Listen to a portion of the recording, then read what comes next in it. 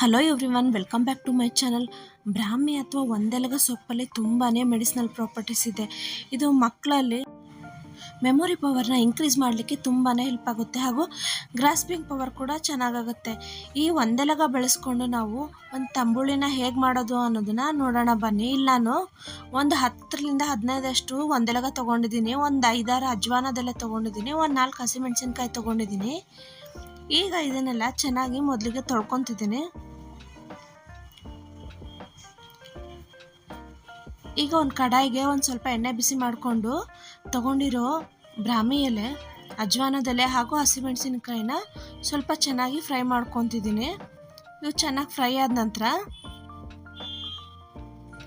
ಈಗ ನಾನು ಇದನ್ನು ಮಿಕ್ಸಿಲಿ ಆ್ಯಡ್ ಮಾಡಿಕೊಂಡು ತಣ್ಣಗಾಗ್ಲಿಕ್ಕೆ ಬಿಡ್ತಿದ್ದೀನಿ. ಇದು ತಣ್ಣಗಾದ ನಂತರ ನಾವು ಒಂದು 5-6 ಬೆಳ್ಳುಳ್ಳಿ, ಒಂದು ಅರ್ಧ ಚಮಚ ಜೀರಿಗೆ, ಸ್ವಲ್ಪ ಹಸಿ ಕೊಬ್ಬರಿ ಹಾಗೂ ನಮಗೆ ರುಚಿಗೆ ತಕ್ಕಷ್ಟು ಉಪ್ಪು ಸೇರಿಸ್ಕೊಂಡು ಈಗ ಇದನ್ನು ಮಿಕ್ಸಿ ಮಾಡ್ಕೊತಿದ್ದೀನಿ. ಮಿಕ್ಸಿ ಮಾಡಿಟ್ಕೊಂಡಿರೋ ಪೇಸ್ಟ್ನ ನಾವು ಮಾಡಿಟ್ಕೊಂಡಿರೋ ಮಜ್ಜಿಗೆಯಲ್ಲಿ ಸೇರಿಸ್ಕೊಂಡು ಈಗ ಚೆನ್ನಾಗಿ ಮಿಕ್ಸ್ ಮಾಡ್ಕೊತಿದ್ದೀನಿ. ಈ ಥರ ಚೆನ್ನಾಗಿ ಮಿಕ್ಸ್ ಮಾಡಿಕೊಂಡು ಈಗ ಒಗ್ಗರಣೆ ರೆಡಿ ಮಾಡ್ಕೊತಿದ್ದೀನಿ.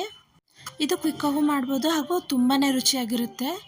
ಈಗ ನಾನು ಒಗ್ಗರಣೆಗೆ ಸ್ವಲ್ಪ ಎಣ್ಣೆ ಬಿಸಿ ಮಾಡ್ಲಿಕ್ಕೆ ಇಟ್ಕೊಂಡು ಸ್ವಲ್ಪ ಸಾಸಿವೆ, ಜೀರಿಗೆ, ಸ್ವಲ್ಪ ಹಿಂಗೆ ಆ್ಯಡ್ ಮಾಡ್ಕೊತಿದ್ದೀನಿ, ಕರಿಬೇವು. ಇಷ್ಟ ಆದರೆ ನಮ್ಮ ಒಗ್ಗರಣೆ ರೆಡಿ ಆಗುತ್ತೆ. ಈಗ ಮಾಡಿಟ್ಕೊಂಡಿರೋ ಮಜ್ಜಿಗೆಗೆ ಹಾಕಿದರೆ ಆಗೋಯ್ತು, ನಮ್ಮ ರುಚಿಕರವಾದಂಥ ಒಂದೆಲಗದ ತಂಬುಳಿ ರೆಡಿ ಆಗುತ್ತೆ. ಬಿಸಿ ಅನ್ನಕ್ಕಂತೂ ಒಳ್ಳೆ ಕಾಂಬಿನೇಷನ್ ಇದು.